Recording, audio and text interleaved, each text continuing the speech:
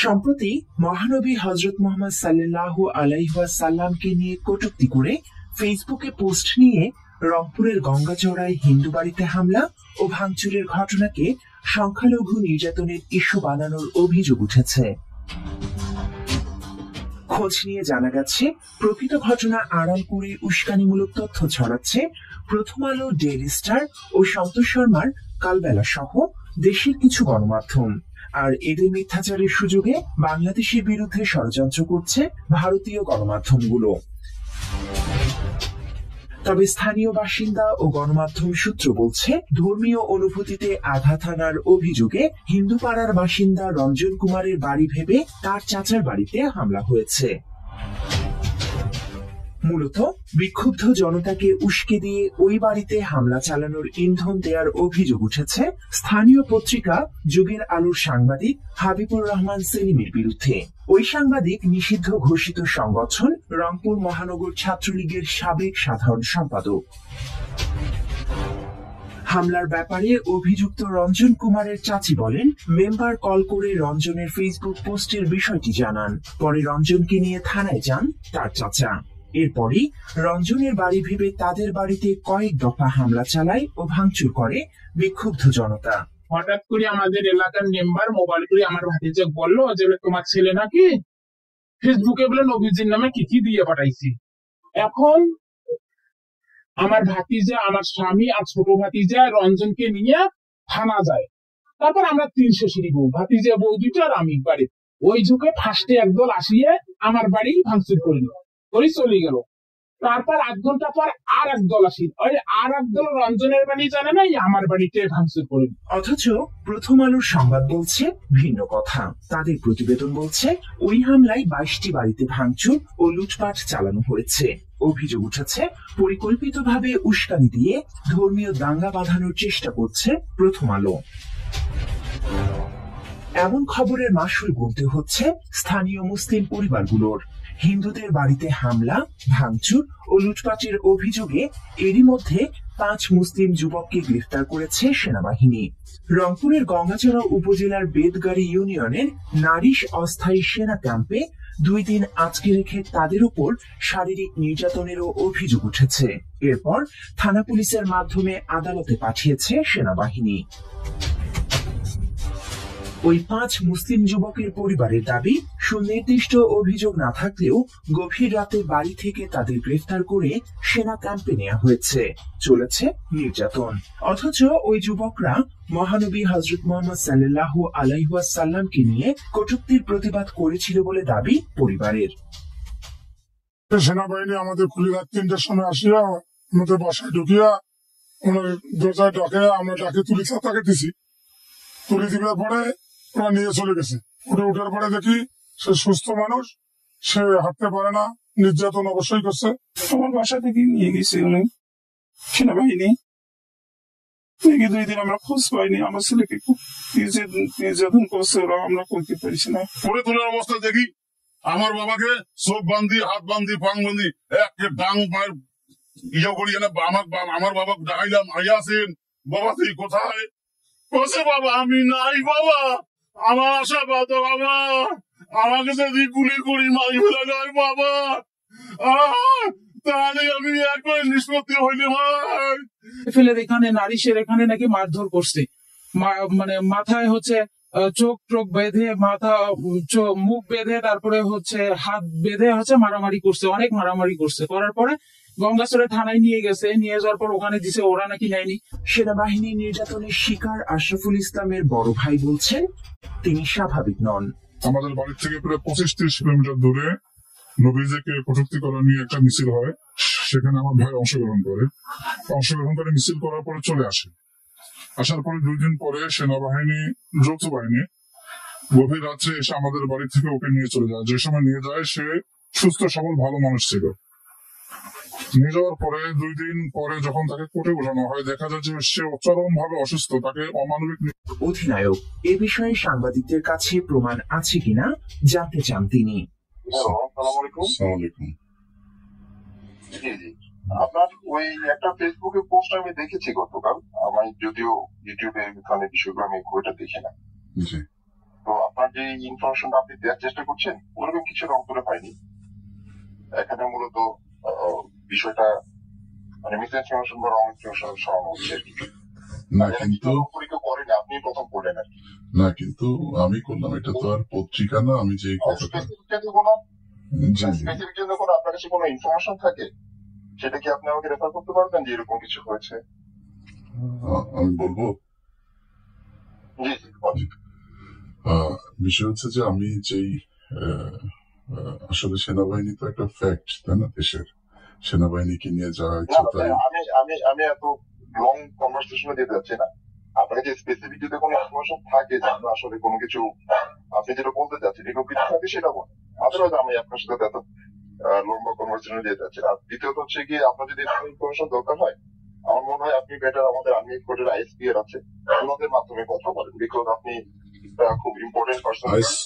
আমি আপনার সাথে কথা বলাটা আমার লেভেলে পড়ে না। আইএসপিআর তো চোরবাট সব, আপনাদের সেনাবাহিনীতে সব চোরবাটের গিয়ে বসে রয়েছে। এখন আপনি কথাবার্তা কথা আমি আপনাকে তো কোনো বাড়তি কথা বলি নাই ভাই। আপনাকে কি আমি কোনো বাড়তি কথা বলছি? আমি আপনাকে কথা শুরু করলাম, আপনি আমাকে বললেন যে আমি এত কথা শুনি। আমি কি বলতে চাচ্ছিলাম আপনি সেন্টেন্সটা শেষ করতে দিলেন না। আমি বলতে চাচ্ছিলাম যে আমাকে যে আমি যে কথাটা বলছি, না আমি আপনাকে আমি প্লিজ আমি সেন্টেন্সটা শেষ করি, তারপরে বলেন আমি যদি বাড়তি কোনো কথা বলে থাকি।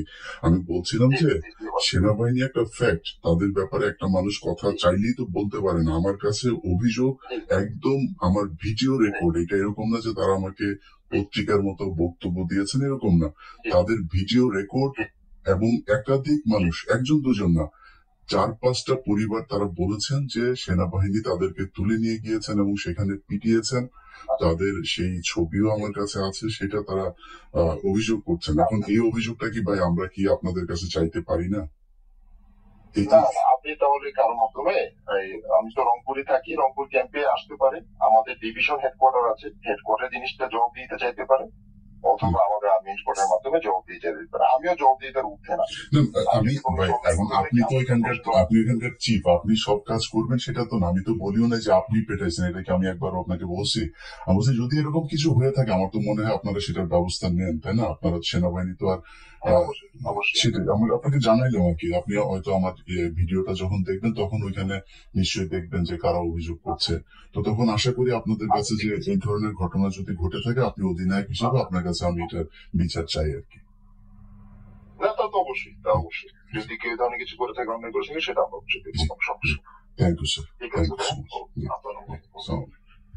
তবে 2 দিন আজকে রেখে শারীরিক ও মানসিক নির্যাতন করার অধিকার সেনা সহ কোনো বাহিনীর নেই বলে জানিয়েছেন সুপ্রিম কোর্টের আইনজীবী অ্যাডভোকেট নুরুল ইসলাম। সেনাবাহিনী গ্রেপ্তার করার জন্য শর্ত হলো তার কাছে সুনির্দিষ্ট অভিযোগ থাকা এবং অভিযোগের পরে গ্রেপ্তারের পরে 24 ঘন্টার মধ্যে উইদিন 24 আওয়ার্স 24 ঘন্টার মধ্যে তাকে আদালতের কাছে, থানার মাধ্যমে আদালতের কাছে তাদেরকে সামনে করতে হবে। তো কোন লোককে 2 দিন আটকে রাখার অধিকার এটা বাংলাদেশের প্রচলিত আইনে না সেনাবাহিনী আছে, না পুলিশের আছে, না কারো আছে। এরপরও এই ঘটনায় গঙ্গাচড়া থানায় অন্তত 1200 জনকে অজ্ঞাত আসামি করে মামলা দায়ের করা হয়েছে। এতে করে নীলফামারীর কিশোরগঞ্জ উপজেলার মাগুরা ইউনিয়নের 3টি ওয়ার্ডে বাড়িঘর ছাড়তে বাধ্য হয়েছে অন্তত 4000 মানুষ। ফলে কয়েকটি গ্রাম পুরুষ শূন্য হয়ে পড়েছে। আমার নবীজিকে অপমান করছে, আমার স্বামী সে দুঃখী, কর্ম করি খায়, সে গরিব মানুষ, কর্ম করি আমরা খাই। মনে করেন সঞ্জয় হইলি আমার স্বামী বাড়ি থাকতে পারে না, আমি ছোট পোলাপানকে নিয়ে শুধু থাকি ফাঁকা বাড়ি। আমরা বাড়ি দেখায় থাকি। মনে করো এই যে পুরুষ মানুষ সন্ধ্যা হইলে বাড়ি থাকে না, আমরা কিভাবে এই বাড়িতে দেখায় থাকবো? আর ও 5 জনকে যে নিয়ে গেল, দোষিক অদোষিক নিয়ে গেল, তার বিচার কি? দোষীর বিচার নেবেন তোমরা, আর যারা যে আমার নবীকে অপমান করলো তাদের বিচার নেবেন। আমার দেশের লোকের কি উদ্দেশ্যে বিচারটা নেবেন আপনি? আর আসলে আমরা ছেলে পেলে ধরে থাকতে পারিছি না, ভয়তে আতঙ্ক হয়ে গেছি। মহানবীকে নিয়ে কটূক্তি করার প্রতিবাদ করায় নিরপরাধ মুসলমানদের নামে মামলা হওয়ায় হতাশা জানিয়েছেন স্থানীয় বাসিন্দারা। নবীজির নামে মিথ্যে অপবাদ দিয়ে মুসলমান আমরা প্রতিবাদ করি যে তাই যদি অপরাধী হই বাড়ি ছাড়া বাড়ি ঘরে থাকতে পারি না, কেউ যদি বাড়ি ঘরে লুটপাট করে নিয়ে যায় তা আমরা কি করবো? স্থানীয়দের অভিযোগ, মহানবীকে কটূক্তি করলেও রঞ্জন কুমারকে বিচারের মুখোমুখি না করে উল্টো প্রতিবাদ করা সাধারণ মুসলমানদের নামে মিথ্যা মামলা দেয়া হয়েছে। আমরা তার বাড়িঘর লুটপাট আমরা কোনো কিছু করি নাই, কি আমাদের মুসলমান এ ধরনের কোনো কিছু করে নাই। তারপর ওরা নিজে ভাঙচুর করার পরেও আমাদের মুসলমানের গায়ে ওরা দোষ দিয়ে আমাদের মুসলমানকে ওরা মিথ্যা মামলায় স্কুল ছাত্রকে নিয়ে যায় ওরা অনেক কিছু শাস্তি দিতেছে। আর যারা দূষিত ওকে ওরা নিগিয়া অথবা জামাই ব্যবহার করতেছে। মুসলমানের পক্ষে বিচার আর উনির পক্ষে বিচার নাই, নবীর পক্ষে হয়তো কথা কইছে, অন্য কথা তো কয়নি। আর ওর অপরাধ না ভিডিওটা করছে, আবার অথচ এই যে লুটপাট মানে এক হাত দিয়ে ভিডিও করছে, এক হাত দিয়ে লুটতরাজও করছে, এগুলো আছে মনে করো তার জন্য সাজা পাইবি কি? এটা তার কোনো বিচার নাই, ওরার বিচার নাই, ওরারও আমরা বিচার চাই। খোঁজ নিয়ে জানা গেছে, মহানবীকে কটূক্তি করার প্রতিবাদে বিক্ষোভ ও মানববন্ধন করে পাশের কিশোরগঞ্জ উপজেলার ধর্মপ্রাণ মুসলমানেরা। এরপরও প্রকৃত ঘটনা আড়াল করে প্রথম আলো, ডেইলি স্টার ও সন্তোষ শর্মার কালবেলা সহ দেশের কিছু গণমাধ্যমের বিরুদ্ধে মিথ্যা সংবাদ প্রকাশেরও অভিযোগ রয়েছে। এই ঘটনাটা যেটা হয়েছে, প্রথম আলোতে পত্রিকাটা আছে, এটা খুব বাড়াবাড়ি করছে, অনেক কিছু লাগছে, বেশি ভুয়া তথ্য ছড়াইছি। হ্যাঁ, ওখানে অত কিছু হয় নাই, এরা অনেক আসামি মানে ওখানে বহু লোক বলে গেছিল, এলে ভুয়ে নিউজ দিছে, এরা পুরো ভুয়ে নিউজ ছড়াইছে প্রথম আলো। মিডিয়াতে বিষয়টা এমন ভাবে প্রকাশ করা হয়েছে যে তাদের নাকি বাড়িঘর ভাঙছে 22টা। আসলে এটা যদি সত্যতা নাই, পরে বাংলা এডিশনে আমরা দেখছি নিউজ, ওরা সত্যতা প্রকাশ করছে। কিন্তু প্রথম আলো এবং বিভিন্ন মিডিয়া এই বিষয়টাকে এমন ভাবে প্রচার করছে যে আমাদের এলাকার লোকরা ঘরে থাকতে পারছে না। আপনি কোন প্রশাসনের লোকের দরকার নাই, একজন আপনি ছেলে মানুষকে দিয়ে বলেন যে আজকে এলাকায় অভিযান হইতে পারে, মানে আপনারা সাথে থাকেন, আপনার পর যাবেন, বাসা কোনো পুরুষ মানুষ পাবেন না। মানে বিষয়টা এমন হয়ে গেছে।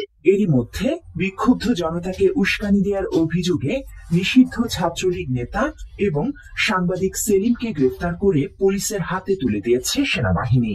আমরা আস্তে আস্তে আরো সত্যতা পাচ্ছি যে একজন সাংবাদিক সেলিম নাম, উনি এটিকে উস্কানি দিয়েছে।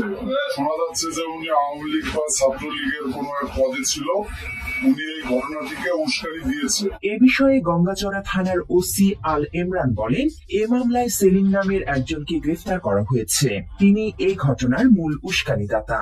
এমনকি আওয়ামী লীগের রাজনীতির সাথে জড়িত থাকার প্রমাণও পেয়েছে পুলিশ। তার বিরুদ্ধে চাঁদাবাজি সহ থানায় একাধিক অভিযোগ রয়েছে। আমরা এই মামলায় অগ্রগতি মোট 6 জনকে অ্যারেস্ট করছি। গতকাল আজিজুর রহমান নামে একজনকে আমরা অ্যারেস্ট করেছি। তিনি একজন আওয়ামী লীগের নেতা, তিনি প্রত্যক্ষভাবে এই ঘটনার ইন্ধন দিয়েছেন এবং নেতৃত্ব মর্মে আমাদের কাছে প্রমাণ আছে। সেই সাক্ষ্য প্রমাণের ভিত্তিতে গতকালকে আদালত তাকে আটক করে আমাদের হাতে হস্তান্তর করে আমরা তাকে আজকে এর আগে 26 জুলাই গঙ্গাচড়ার বেদগাড়ি ইউনিয়নের বালাপাড়া আলদাতপুর গ্রামের বাসিন্দা রঞ্জন কুমার মহানবীকে নিয়ে কটূক্তি করে ফেসবুকে পোস্ট দেন, অথচ বয়স কম দেখিয়ে তাকে রাখা হয়েছে কিশোর সংশোধনাগারে। তাই দ্রুত নিরপরাধ ওই যুবকদের মুক্তি দিয়ে অভিযুক্ত রঞ্জনের কঠোর শাস্তির দাবি জানিয়েছেন স্থানীয়রা।